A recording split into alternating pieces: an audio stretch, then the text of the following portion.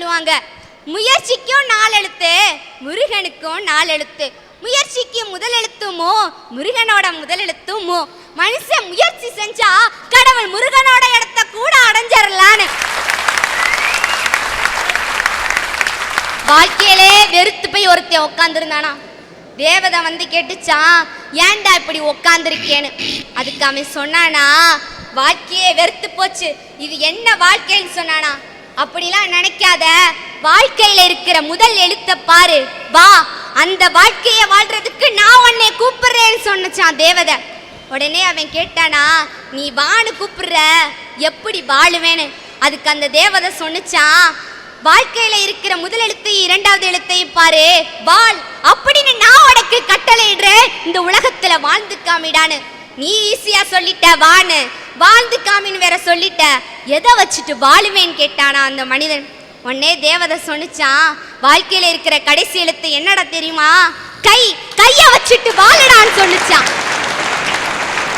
இதெல்லாம் செஞ்சா இந்த சமூகத்துல எனக்கு என்ன கிடைக்கும்னு கேட்டானா. உடனே தேவதை சொன்னிச்சான், வாழ்க்கையில இருக்கிற முதல் எழுத்தும் கடைசி எழுத்தையும் சேர்த்து பாரு, வாகை, வாகைனா என்ன, வெற்றி, இந்த சமூகத்துல உனக்கு வெற்றி கிடைக்கும்னு சொன்னானா. அதனாலதான் சார் சொல்றேன், கவிஞர் கண்ணதாசனோட பாடல் வரியிலேயே, வாழ நினைத்தால் வாழலாம், வழியா இல்லை இந்த பூமியில். இந்த பாடல் வரி தான் சார் இன்னைக்கு இருக்கிற சூழல்ல பொருத்தமா இருக்கும். பழையதை இன்னும் மறக்கலையே, மரத்துக்கு மேலே தாவுரையே, மனுஷனை குரங்கா மாத்துறையே, பிறந்தாலும் ஆம்பளையா பிறக்க கூடாது, ஐயா பிறந்து விட்டா பொட்டப்பைய உள்ளேயே நினைக்க கூடாது. காரைக்குடி கண்ணதாசன் எழுத எங்கள் தூத்துக்குடி சந்திரபாபு பாடின பாட்டு. உண்மையிலே ஆம்பளையெல்லாம் குரங்கு தான். என்னைக்கு ஒரு பொம்பளை கையில் எங்கள் ஆம்பளையை பிடிச்சி கொடுக்கானா குரங்கா மாறிடுதான். குரங்காட்டியும் பொண்டாட்டியும் ஒன்று ஐயா. பொம்பளையா இருக்காளா? இந்த செல்ஃபோனை கண்டுபிடிச்சவனை தேடிக்கிட்டு இருக்கேன், கிடைக்க மாட்டேங்கான். கிடைச்சா அவனை சின்ன பின்னமாக்கி போடுவேன். செல்ஃபோன் நானும் வச்சுருக்கேன், என் தங்கச்சி நிசாவும் செல்ஃபோன் வச்சுருக்கா. நிசாவும் செல்ஃபோன் வச்சுருக்கா, நானும் வச்சுருக்கேன். காரைக்குடி பஸ் ஸ்டாண்டில் ஒரு பிச்சைக்காரி செல்ஃபோன் செல்ஃபோன் ஆம்பளை கிட்ட இருந்தால் பைக்குள்ளே வச்சுருக்கா. பொட்டப்பை உள்ள செல்ஃபோனை வாங்கினோடனே காதில் வச்சு அன்னைக்கு ஒருத்தி பேசுதா, ஏய் சுரேஷ், சுரேஷ் சும்மரிடா, சும்மரிடா செல்லம், ரமேஷ் ரீசார்ஜ் பண்ணி விட்டுருக்காங்க.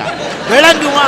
இந்த பொம்பளை நம்பி எத்தனை ஆம்பளை சீரழிஞ்சுக்கிட்டு இருக்கான் தெரியுமா ஐயா? இந்த வயசுக்கு மேலையும் பொம்பளை பிள்ளைங்க என்ன பேசுதுன்னு ஒட்டு கேட்குறீங்களே, இதுக்கு பேரு நீங்க காவி வேட்டியா கட்டிட்டு வந்திருக்கீங்க? எனக்கு என்ன வயசாயிட்டுன்னு நினைக்க, பார்த்தாலே தெரியுது. 29 வயசுல ஒரு வயசா?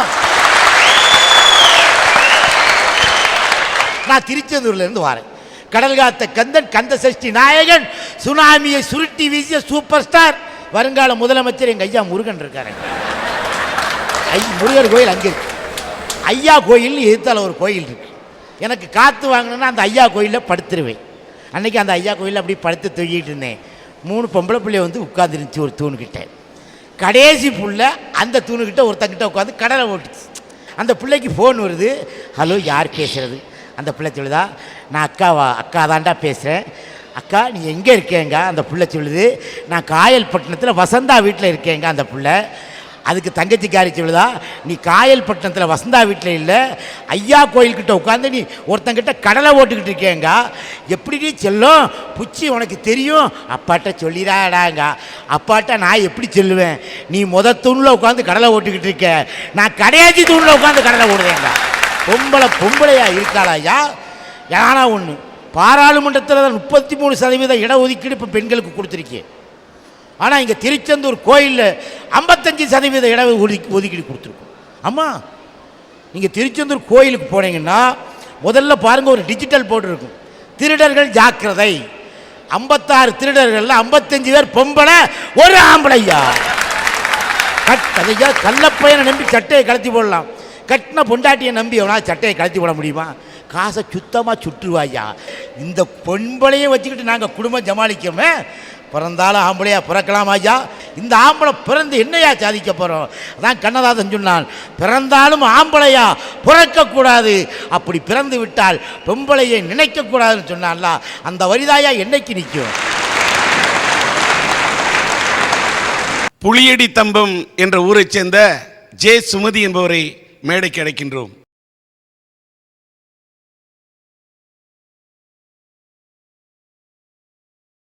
நீங்கள் இப்போ இந்த மேடையில் பார்க்குறீங்களே, இந்த சுமதி, இவருடைய கணவர் பெயர் ஆனந்த். இப்போ அந்த அம்மாவுக்கு கையில் 2 குழந்தைங்களை வச்சு நிற்கிறாங்க. இந்த அம்மாவோட பேர் சுமதின்னு வச்சுக்கிட்ட மாதிரி கணவர் ஆனந்த் என்ற பெயரை உடையவர். கணவனோட பேரில் தான் ஆனந்த் இருந்தது தவிர இந்த பெண்ணோட வாழ்க்கையில் ஆனந்தத்தை அவர் கொடுத்தாரான்னு கேட்டால் இல்லைங்க. ஆனந்தத்தை கொடுக்காட்டா கூட பரவாயில்ல, எவ்வளோ பெரிய வாட்டத்தையும் சோகத்தையும் இந்த பொண்ணு கொடுத்துக்காருன்னு கேட்டால் வேதனைக்குரிய விஷயம். என்னன்னா, பார்க்கும்போது இந்த பெண் சிவப்பாக அழகாக இருந்தார் என்ற காரணத்துக்காக திருமணம் செய்து கொண்டார். ஆனால் ஒவ்வொரு நேரமும் ஒவ்வொரு சமயத்திலையும் நீ சிவப்பா இருக்க, அழகா இருக்க அப்படின்னு இந்த பெண்ணை பார்த்து சந்தேகப்பட்டு பட்டு பட்டு கடைசியில் ஒரு நாள் அந்த சந்தேக தீ கொழுந்து விட்டு எரியும் போது மண்ணெண்ணெயை எடுத்து இந்த பொண்ணோட உடம்புல ஊற்றி கொளுத்தி விட்டுறார். சந்தேக தீயில் இந்த பெண் வெந்து கழுத்து வரைக்கும் உடம்பெல்லாம் வெந்து போச்சுங்க. வெந்து சாகவும் முடியாமல் வாழவும் முடியாமல் போராடி கடைசியில் இன்றைக்கி உயிர் படைச்சி நிற்கிறாரு. அந்த கட்ட புருஷன் கொளுத்தி விட்டுட்டு ஓடினவன் தான் இன்றைக்கி எங்கே போனால் எப்படி இருக்கான் யாருக்கும் தெரியாது.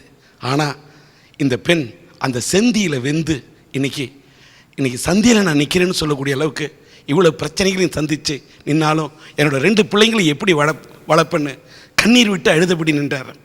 இந்த பெண்ணோட வாழ்க்கையில் அந்த அம்மாவுக்கு ஒரு உதவி பண்ணணும்னு சொல்லும்போது அந்த பெண்ணுக்கும் இந்த 2 குழந்தைகளுடைய வாழ்க்கையிலே ஒரு விளக்கை ஏற்ற வேண்டும் என்ற காரணத்தால் சன் டிவியினுடைய அரட்டை அரங்கமும் SRM பல்கலைக்கழகமும் சேர்ந்து இவருக்கு 10,000 ரூபாய் காசோலையை இங்கே வழங்குகின்றோம்.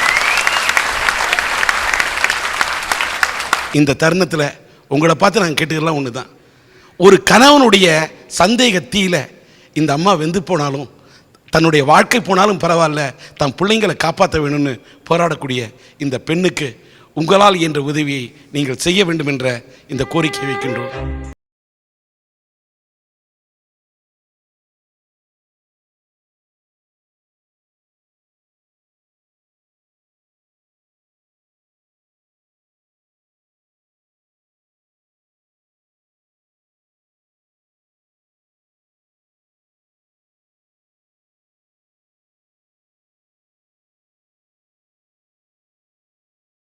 இங்கே இந்த நிகழ்ச்சியை கண்ணுற்ற நல்ல நெஞ்சம் படைத்த இதயம் படைத்த நீங்கள் அள்ளி கொடுத்தது 30,500 ரூபாய்.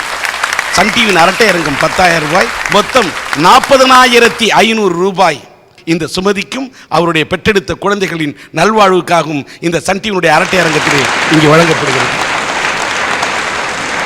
காரைக்குடியிலே சன் டிவியினுடைய அரட்டை அரங்கத்திலே நாங்கள் எடுத்திருக்கக்கூடிய தலைப்பு, கவியரசர் கண்ணதாசனுடைய எந்த பாடல் வரிகள் இன்றைய வாழ்க்கைக்கும் பொருத்தமானது?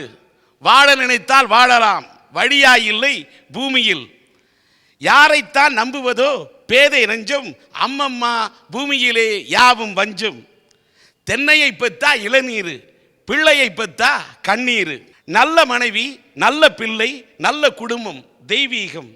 பிறந்தாலும் ஆம்பளையா பிறக்கக்கூடாது. இப்படி 5 விதமான தலைப்பு. நல்ல மனைவி, நல்ல பிள்ளைங்க, நல்ல குடும்பம், இதெல்லாம் ஒரு மனிதனுக்கு அமைஞ்சிட்டா அந்த வாழ்க்கையே ரொம்ப தெய்வீகமா இருக்குங்க. பழைய கஞ்சி குடிச்சு பசியாடுறவனு இருக்கான், விருந்த சாப்பிட்டுட்டு ஜீரணமாகலைன்னு வேதனம் அடைகிறவனு இருக்கான், கட்டாந்தரையில படுத்து கண்ணை சர்றவனு இருக்கான், பஞ்சு மெத்தையில படுத்து தூக்கம் வரலன்னு தூக்க மாத்திரை போடுறவனு இருக்கான். இப்படி வாழ்க்கையில நிறை குறைகள் நிறையவே இருக்குங்க. ஒரு நல்ல மனிதனுக்கு பெண்ணு சன்னு நல்லா அமைஞ்சிட்டா அவனுக்கு ஏயா பென்ஷனு? அதனாலதான் சொல்றேன், இன்றைய கால சூழ்நிலைக்கு கண்ணதாசனுடைய இந்த வரிகளே பொருந்தமானது. அன்றாட வாழ்க்கையை எடுத்துக்குங்க. ஆசிரியர் மாணவர்கள் நம்ப முடியல, காதலன் காதலியை நம்ப முடியல. இன்னைக்கு ஒரு காதலி சொல்ற காதலனை பார்த்து, எனக்கு இந்த உலகத்தில் 3 விஷயங்கள் ரொம்ப பிடிக்கும். 1 கூல்ட்ரிங்க்ஸு, 2 பீஸா, 3வதா ஒன்று எனக்கு ரொம்ப பிடிக்கும் அப்படின்ட்டா.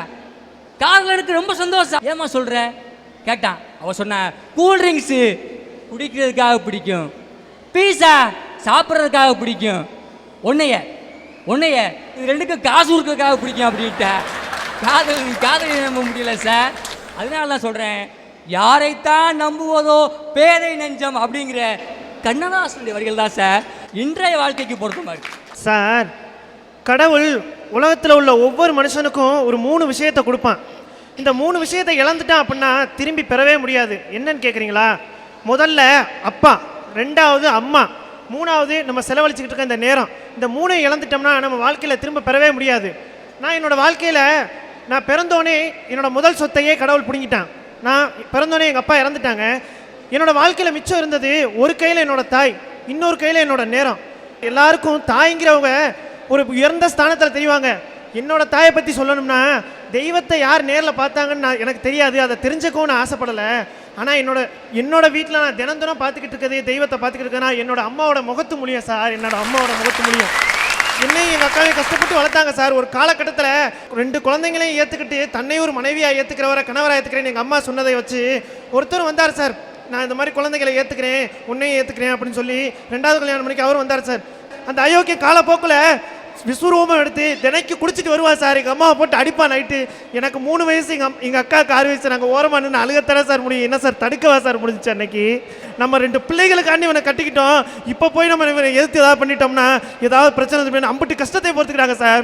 அப்படி பொறுத்திருக்கும் போது ஒரு நாள் பிரச்சனை வரும்போது சொன்னாங்க சார், கத்தியை வச்சு குத்திர வேண்டிய பணம் தாடி அப்படின்னு சொல்லி உங்கள்தா சார். நாங்கள் ஓரமாக அழுதுக்கிட்டோம், ஏதோ கோவத்தில் தான் சொல்கிறான்னு சொல்லிட்டு குத்துனா சார். யாரும் படத்தில் கூட பார்த்துருக்க மாட்டாங்க சார். என் கண்ணில் பாஞ்சு நெஞ்சில் தச்ச விஷயம் சார். வாழ்க்கை முச்சுட மறக்க மாட்டேன் சார். நான் ஒவ்வொரு குத்துல 2 குத்துல சார் 9 குத்து குத்துறா சார். அப்படியே ரத்த வெள்ளத்தில் எங்கள் அம்மா என் கண்ணுனால அப்படியே மயங்கி வரும்போது ஒரு நிமிஷம் செத்துட்டாங்கன்னு நான் நினச்சேன் சார். ஆனால் என்னோட எங்கள் அக்காவோட அழுகைக்கு ஒரு சக்தி இருந்து அவங்க உயிரோட எந்திரிச்சு வந்தாங்க சார். சொன்னாங்க, நான் தனி ஒரு ஆளாக இருந்து இந்த 2 குழந்தைகளை சமுதாயத்துக்கு ஒரு நல்ல பிள்ளைகளை வளர்த்து காட்டுவேன்னு சொல்லி வளர்த்து காட்டினாங்க சார். உலகத்தில் ஒரு பெண் என்னென்ன கஷ்டப்படணுமோ அத்தனை கஷ்டப்பட்டு என்னை வளர்த்தாங்க சார். என்ன எங்கள் அக்காவையும். எல்லா தாய்க்கும் ஒரு ஆசை இருக்கும் சார், தன்னோட மகளை ஒரு நல்ல இடத்துல கட்டி கொடுக்கணும் அப்படின்னு சொல்லிட்டு.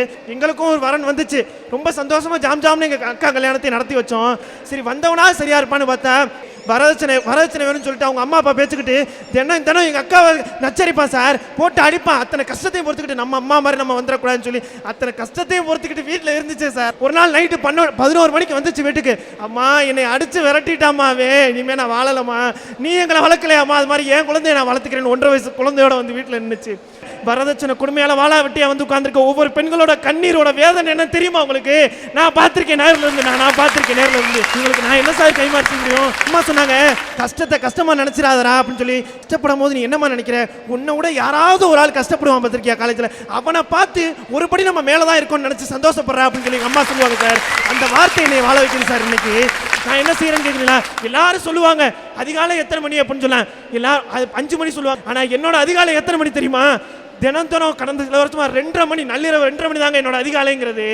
என்ன செய்வேன்னு கேட்குறீங்களா? திருப்பத்தூர் மீன் மார்க்கெட்டுக்கு வேலைக்கு போவேன். அங்கே சரக்கு இறக்கி போட்டு வேலை பார்த்து முடிச்சுட்டு 7 மணிக்கு கோழி கடைக்கு அங்கே மாறிட்டு 8:30 மணிக்கு வீட்டுக்கு வருவேன். 9:30 மணிக்கு காலேஜ் போகணும். 4 மணிக்கு வந்து மதிய சாப்பாடு சாப்பிட்டுட்டு 5 மணிக்கு நகைக்கடைக்கு போயிடுவேன். நைட்டு 10 மணிக்கு தான் வருவேன். 10 to 12 அந்த 2 மணி நேரத்தில் என்னோட ட்ரெஸ் அயன் பண்ணி வைக்கிறது, சாப்பிட்றது, எழுதுறது, படிக்கிறது எல்லா வேலையும் முடிச்சுட்டு படிப்பேன். கண்ணை சந்த மாதிரி தான் தெரியும். அதுக்குள்ளே 2:30 மணி ஆயிரும். மறுபடியும் எந்திரிச்சு அந்த மீன் மார்க்கெட்டுக்கு இருட்டுக்குள்ளே போவேன் தெரியுமா? அப்படி போய்கிட்டு இருக்கும் போது ஆடு மாடெல்லாம் தூங்கிக்கிட்டு இருக்கும். என்னோட ஃப்ரெண்டோட வீட்டில் ஃபேன் சத்தம் ஓடுறது என் காதில் கேட்கும். ஏசி ஓடுற சத்தம் என் காதில் விழுகும். அப்போ நினைப்பேன், என்னோட மனசாட்சி கேட்டுச்சு, ஏன்டா ஆடு மாடு கூட தூங்கிக்கிட்டு இருக்கு, உன்ன மாதிரி உள்ள பசங்க கூட தூங்கிக்கிட்டு இருக்காங்க, என்னடா நீ மட்டும் இருட்டில் போகிற அப்படின்னு சொல்லி என் மனசாட்சி கேட்டப்ப நான் சொன்னேன், அவங்களோட வாழ்க்கையெல்லாம் விடிஞ்சிருச்சு, விடிவு காலம் கிடச்சிருச்சு, நிம்மதியாக தூங்கிக்கிட்டு இருக்காங்க. உன் வாழ்க்கை என்ன விடியலடா, இருட்டை விட்டு கடந்து போடா அப்படின்னு சொல்லி சைக்கிளை வேமா அழுத்துவேன். கருவில் தோன்றி கல்லறையில் மறையும் வரை இடையில் சோதனை எனும் கடலில் தத்தளிக்கும் பொழுதுதான் சாதனை எனும் கரையை அடைய முயற்சிக்கின்றான்னு சொல்லி விரும்புவேன். வாழணும்னு நினைங்க, கண்டிப்பான ஒரு வாழ்க்கை அமையுங்க.